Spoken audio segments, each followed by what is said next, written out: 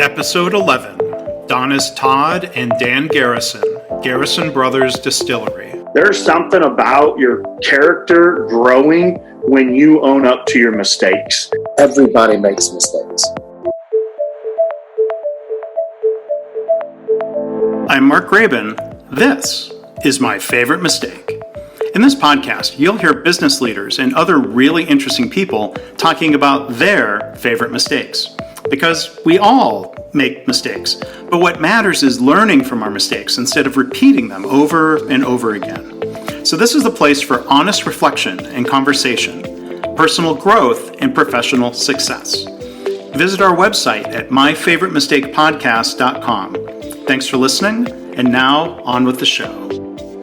Hi, I'm Mark Graben. Welcome to My Favorite Mistake. I'm really happy to be joined today by Dan Garrison. He is the founder and CEO of Garrison Brothers Distillery, which is based in High, Texas, which is outside of Austin. We're also going to be joined by Donnis Todd. He is the master distiller there at Garrison Brothers. So I've known Dan and Donnis for a while now. I've had a chance many times to go visit their distillery, and I would call both of them friends. But I know they had fascinating stories related to mistakes, which is why I've invited them here. I'm wearing a Garrison Brothers, one of my Garrison Brothers t-shirts, and I'm really, really excited to have them on. So thanks for watching, and cheers, I guess I should say. So we are joined first by Donnis Todd. He's the master distiller for Garrison Brothers. Donnis, how are you? Doing great, Mark. Thanks. How you doing? I'm doing great. It's good to see you. And I want to say, I'm probably not the first to say, but I want to say congratulations on being named the U.S. Micro Whiskey of the Year, third straight year by the Jim Murray Whiskey Bible, the Balmoret release. So congratulations. That's awesome news. Thank you. It's been a great little double barrel bourbon that's really checks a lot of boxes for a lot of people, and I just love that folks are just enjoying it and sharing it. But thank you. Yeah, it's great. I have my bottle here. If it wasn't 8 a.m. California time, I would be having a sip while we were talking. I did enjoy some last night, but this is a pretty special, precious bottle, so going to make it last. No judgment here. I taste barrels at 4 a.m. So Some people call it work. That makes me feel a little better about it. So no judging here. Yeah, but it is open, and I am enjoying it. I'm not collecting it or saving. Thank you. It's made to enjoy in moderation. Yeah. So in our theme of mistakes, I mean, gosh, we often don't enjoy our mistakes, and maybe we make mistakes in moderation, but there are certain mistakes that turn out to be good learning opportunities, or, if you will, a favorite mistake. So Donnis, what's your favorite mistake? All right. So Mark, before I jump into my favorite mistake story, I'd like to just share something with you that I implemented about a decade ago, was that we were going to own up to all of the mistakes we make. And believe it or not, we make quite a few here, and sometimes it costs us a lot of money. And we've had things where folks have stuck the forks through a building and burned up a pump. And the reason that I wanted to implement this, and I did implement it, was I didn't want to get caught not knowing that a piece of equipment wasn't ready available to me and be surprised and then not have what I needed. So on your next visit, as you walk around the distillery, if you happen to see someone's initials to where the hide's knocked off of something, you'll understand. And what we did, we said, we're going to own up to our mistakes. We're going to get the group together and say, hey, I just burned this up because I didn't open this valve. And we're going to learn from that mistake, and we're going to get that pump replaced so when the next person needs it, it's ready, available. And the learnings from implementing this has been huge. My team, we're much closer, we're much tighter. We all have matured and grown up so much. There's something about your character growing when you own up to your mistakes. And we've just learned so much from it. I didn't expect all of that, but just the personal growth and the growth of my team. So I just wanted to share that with y'all before I jump into my up-to-date favorite mistake at Garrison Brothers. Yeah, well, that's great. And look, that's a really important culture for any organization. You talk about the personal development that comes from that. But when we hide mistakes, we can't learn from them as an organization. In my work in healthcare, that's something that hospitals are really battling, is changing their culture so that people don't hide and cover up mistakes. Because when people are afraid of being blamed or punished for something that maybe isn't their fault even, that just drives mistakes underground, and then the hospital doesn't learn, and the organization and even sometimes the patients suffer. So thank you for setting that example of sharing how important that is to create that, and you as one of the leaders creating that environment where people can do that. Yeah, the growth has been unbelievable, and that was luck. I did it so I wouldn't get caught without a piece of equipment ready available, and I did not have the vision to know all the benefits personally and for my team and for our facility, what would come of it, so many years later. That was luck. So we have it's been one of the best things that I've implemented for sure. Oh, great. That is a good habit. Like you said, owning up to mistakes. Going back to, before we get to your favorite mistake, back in episode 2, I talked to Congressman Will Hurd, and he told a story about some mistakes he made the first time he ran for Congress and he lost. And like you said, he owned up to it. He didn't blame anybody else or throw some consultant under the bus. I really admire and appreciate that he said, he made some decisions and it turned out to be wrong and it was all on him, but he learned from it. And then he ended up winning election 3 times. Yeah, there's definitely something for owning up to your mistakes. So my my favorite mistake to date at Garrison Brothers, and it would be this chunk of 100 barrels that I filled in 2012. And in 2015, they were a little over 3.5 years old, 15-gallon barrels, and I absolutely loved them. The bourbon was small batch quality, and I should have used those barrels right then and there, but I did not. I had a great plan to age these a little longer and thinking that maybe I could make it better, a future release better. So I put them back into the barns, these 100 barrels, and aged them through 2016 and into 2017. Some folks may or may not know, 2017 was the second warmest summer in the history of Texas. We had over 100 days, over 100 degrees, and these barrels just got hammered by Texas heat. So as 5-year-olds in 2017, I had already dumped all of the barrels that I needed to make my cowboy when I realized that these barrels that I should have used in 15 were almost completely empty. I should have used them in the 2017 cowboy, but I realized it too late. So now I had to save these barrels and put them into my single barrel program, Cast Strength. Towards the end of 17, I started using them, and in 2018, I used them. These barrels, as 5-year-olds, very high proof, only were yielding, some made 4 bottles, 7 bottles. They should have been making 50 bottle yields.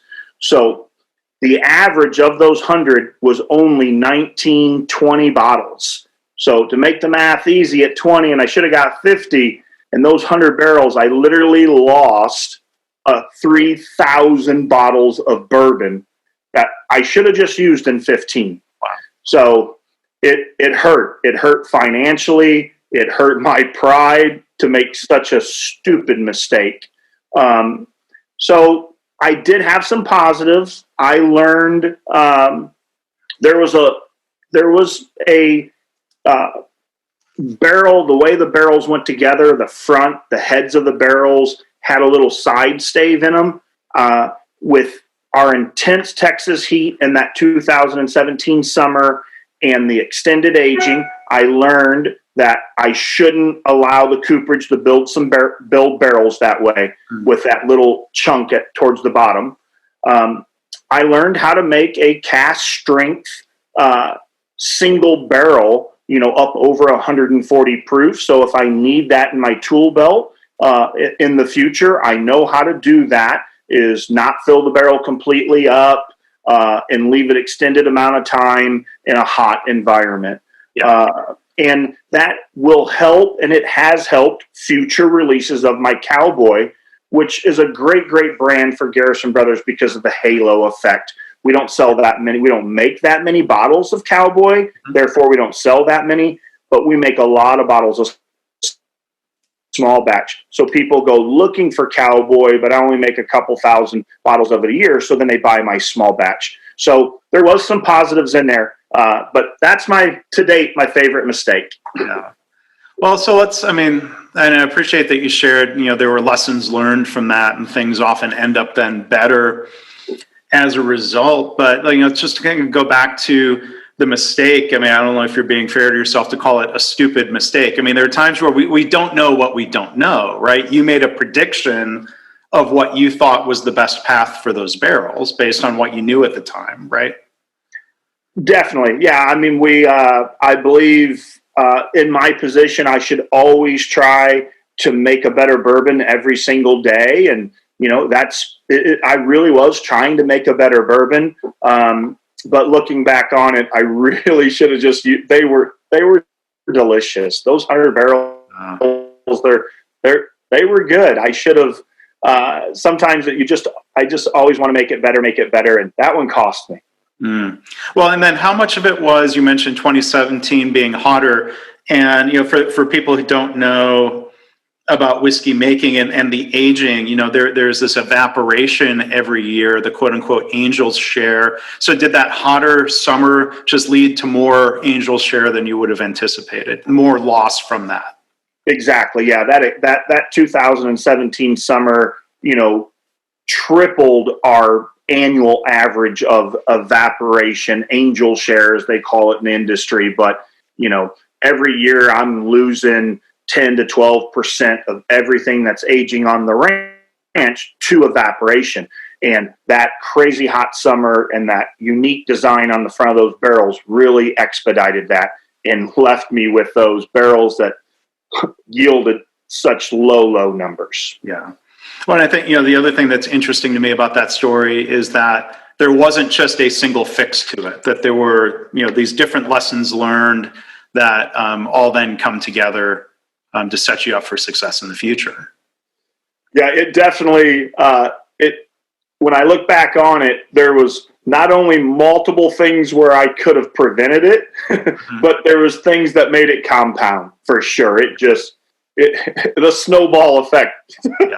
So, and maybe I'll get to ask Dan about this also. How did Dan react to it? You're still here. Yes. So he couldn't have reacted too badly, but. I am truly blessed. Dan has been very, very patient with the craft, the art, the craftsmanship of making bourbon is I'm sure in any environment, but here in Texas, I've been with Dan and Garrison Brothers for 13 years, and Dan has always been willing to give me the time to learn from my mistakes and understand that,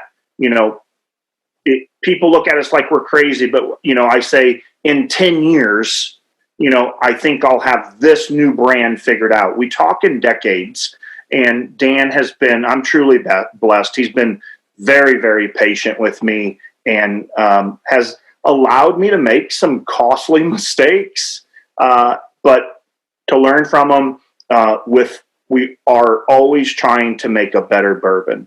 And, he has been very patient with me, and he took it as well as anyone can take when you tell them that you just cost them a whole lot of money because you just made a mistake. Yeah. It's not great, but again, learning from it and maybe even being better off or stronger for it is what makes all the difference. Yeah. And he just told me in time, we'll forget about that loss and we'll gain from from this knowledge. Just keep applying learned knowledge and keep making better bourbon, and we'll eventually forget about, the revenue loss we'll forget about in time. Yeah. And, there's so many good things that have happened. Again, the Balmoral release, 3 years running now, award winning. The Cowboy Bourbon that you mentioned has been a whiskey of the year at one point, I believe, or I know it's definitely been award winning as well. Yes, sir. Yeah. The Cowboy Bourbon has actually won Micro Whiskey of the Year 2 times. And, it continues to win awards, as does Balmoral. And those are all those, learning from, mistakes and learning just from repetition and time. And, if you're not getting better at something, maybe it's time to do something different. So, yeah. And then I'm just curious in general, like when it comes to whiskey making and the different steps of the process. And for the listeners and the viewers might not realize, I've had the benefit of visiting Garrison Brothers many times and have seen pretty much the whole process from beginning to end. I mean, there are a lot of different things that could go wrong along the way, between problems with the grains or problems with the cooking or the distilling, or it gets spilled at some point along the way. That whiskey that survives up to the barrel and to the bottle and the glass. I mean, it's survived what could be in some ways a perilous journey, if you will. Yes, and it makes that, and that just adds to that 2012 story, is to have 100 barrels and have them perfect when there could have been so, those 100 barrels could have easily only been 50 or 25 or 75 because of all the things that had to go right to have 100. And then you actually have 100, then they age correctly. That's a lot of wins. A lot of stuff went your way. And that is another reason that, 2020 is about over and no one's probably going to complain that it is, that I'm still mulling over a mistake from 2012, is because to have a barrel of whiskey is not an easy feat, and to go and mess up 100 of them, it hurt. Still hurts.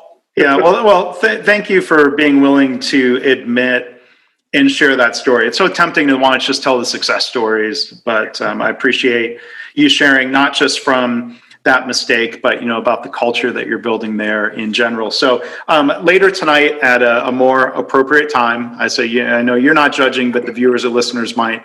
I will pour some Balmoral and say cheers to you at that time. So, all right, Mark. Thank you. Thanks for joining us.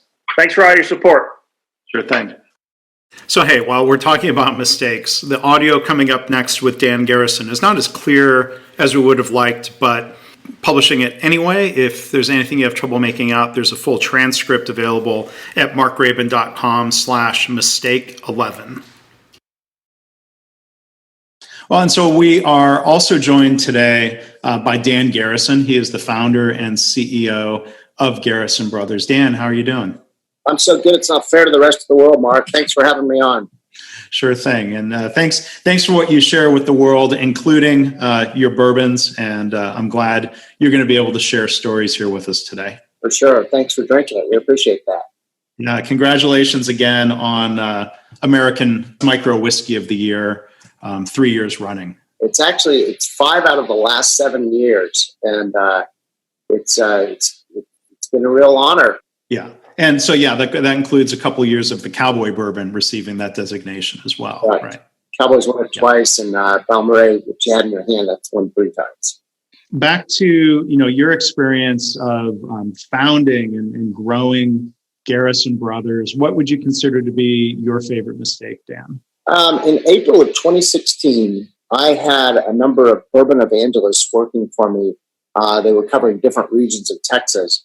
And I asked them to visit all of the Total Wine and More stores in the state of Texas and do an inventory count on what products, Garrison Brothers bourbons, they had on the shelves, because there was something wrong and I couldn't figure it out. I knew that we had shipped all of these single barrels out to the Total Wine and More stores. I knew we'd ship small batch out to the stores, but we'd go to one store and there'd be no small batch on the shelf and 24 bottles of single barrel on the shelf. and a couple of cowboys and a Ballet. Then you go to another store and there was no Garrison Brothers to be had anywhere. And I knew that this was some sort of technical error. And I was in a conversation, an email thread conversation with my Republic National Distributing Company manager who manages the Texas Total Wine and More stores. And I used a line in the email that said something like, it's almost as if they're intentionally trying to crush my business. And I copied the president of Total Wine and More on that email. And I woke up the next morning to a very angry email from a wonderful gentleman named Eli Aguilera, who he and I have become close friends over the years. And it's amazing how a tragic end to a partnership or relationship can be rebuilt over time, and it can make that partnership even stronger. Today, we are in every Total Wine and More store in the United States, which is somewhere in the neighborhood of 250 stores. Eli has been a huge fan of ours. They do a supplier index rating every year as to what suppliers they like working with and which ones they don't. And we've scored the highest in their rankings in the past 2 years. I think this year we're probably going to do more than $2 million worth of sales through Total Wine and More stores nationwide. And the partnership is absolutely rock solid. I've gotten to know all of Eli's people very, very well personally.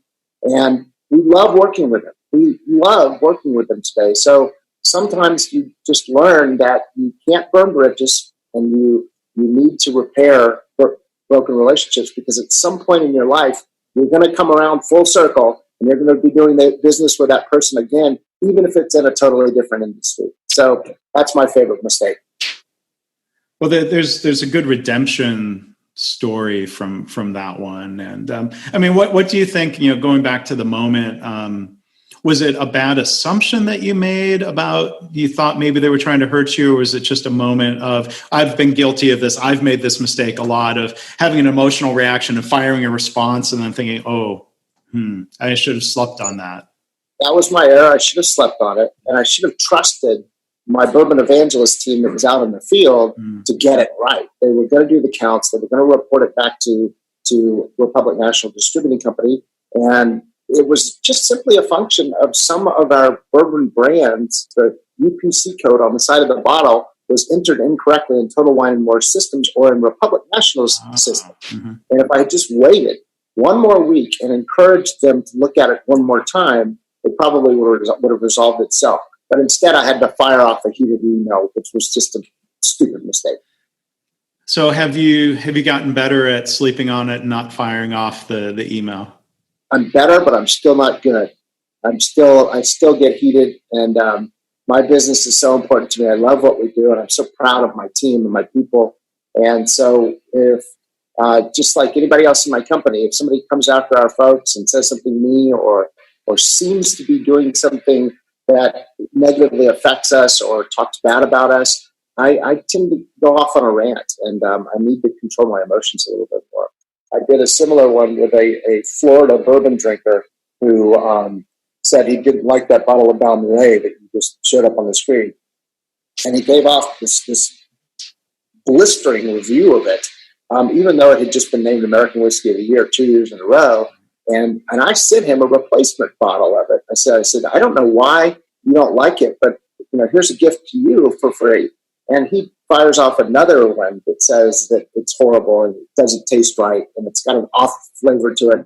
And I just said, enough is enough. And I chewed him out publicly online and probably lost a customer. And if I had it to do over again, I'd do it very differently. Well, I mean, if to his preference, if he wasn't liking the bourbon, he might have, not been a customer already anyway. He doesn't have to buy it. Yeah. If he doesn't like it, he doesn't like it. And I hate to lose a customer, but firing off cursory, rude reviews online really isn't the best solution for anybody. I think the praise and the positive words and the awards far outweigh the occasional negative review. I mean, thinking of my own work, putting, having books out there. I've won a couple of book awards. It's not as big a deal as winning whiskey awards in my book. And the 5-star reviews are great, but then sometimes like, somebody didn't like the book and I get a 2-star review. Yeah. And that it's hard to put that aside and say, well, sometimes you can't please everybody all the time. I know how that kind of review can sting. Just like with your literary efforts, I consider our bourbon an artisan product. It's a craft. It's my art. It's my art. And if my art offends someone, that hurts me. But that's the trouble. If you're going to be an artist, that's what you have to contend with. If you're going to release your art to the public, somebody may not like it, and you have to be ready for that. And you have to have the guts to do it anyway. Yeah, and you've got the passion for the business and the product and the people, and sometimes that passion is going to leak out in different ways, right? For sure. So thinking of the relationship with Total Wine, I mean, I've heard in different, like when I used to work in the auto industry, from a customer service standpoint, at one point there were studies that showed if a car buyer had some sort of problem that got resolved well by the dealer, that the car buyer was happier than if they had bought a car that had no problems. And I don't think that became an excuse for, well, let's make sure every car has a problem so we can fix it. But I'm curious if somehow going through that rocky stage, if that somehow led your relationship to be stronger than it had been if you hadn't had that dust up or whatever you might call it. There's no doubt about it. Everybody that works for me was pissed off at me at the time for saying what I said. But they all just worked harder to rebuild that relationship, and eventually it became stronger and stronger than it would have ever been had the dust up not happened. Yeah. And so, Donnis told a story about, he told 2 different stories. One was about, sort of trying to create this culture of people owning up to mistakes and not hiding things and putting their name on the mistake. I mean, your name was literally on the email in the story you told, but I'm curious, what are your views of that culture and what Donnis and the team have been doing to say, hey, we're going to own up to things and learn from them? That's been our solution since day one. That you screwed up, and that's okay. By admitting that, you're telling the company that this happened, I did it this way, and it was the wrong way to do it, and we can fix it next time. And I'll be the person that will take the lead on making sure it never happens again. And Donnis gave you credit for, he told this other story about the barrels that he let age too long from his telling of it. And, it's not great when mistakes happen, but, Donnis gave you credit for, reacting, I think he said, as well as could be expected. What was your perspective on what happened there and your reaction to it? Well, it was expensive in terms of the amount of inventory that we lost. But at the same time, nobody's ever aged bourbon whiskey in Texas before. So we had to learn from it. At some point, we had to see how long we could age bourbon without losing the contents of that barrel completely. And that's what we learned from it. So now we know today that a 5-year-old Texas bourbon can have the flavor, taste, texture, aroma of a 25-year-old Kentucky bourbon because of the intense Texas heat. So that's a good learning experience. We know that we don't want to go past 7 years. If we go past 7 years, there's not going to be any liquid left in that barrel. Yeah. And we would not have known that had we not tested the outer boundaries of maturation. Yeah, and I like the way you put that, testing the boundaries of maturation and what Donnis had called what happened. He said, I made a stupid mistake. And it's like, well, I don't know if, sometimes we don't know what we don't know. Yep. And we're learning. Mistakes are bound to happen. If you're not making, I've heard people say, if you're not making any mistakes, you're not trying hard enough. That's a good point. I like that. Well, Dan, thank you for joining us. I certainly I would say, love the whiskey, the product, but also the people, including yourself and Donnis and your whole team. and the place there in High Texas that I've been fortunate to visit so many times. I look forward to getting back there again as soon as possible. Great pleasure, Mark. We want you to come back home soon. Well, thanks. So again, our guest here has been Dan Garrison, founder and CEO of Garrison Brothers. You can find them online, Garrison, BROS, GarrisonBros.com. As Dan mentioned, you can find them at Total Wine and More, and distribution in other stores and in many parts of the country, right?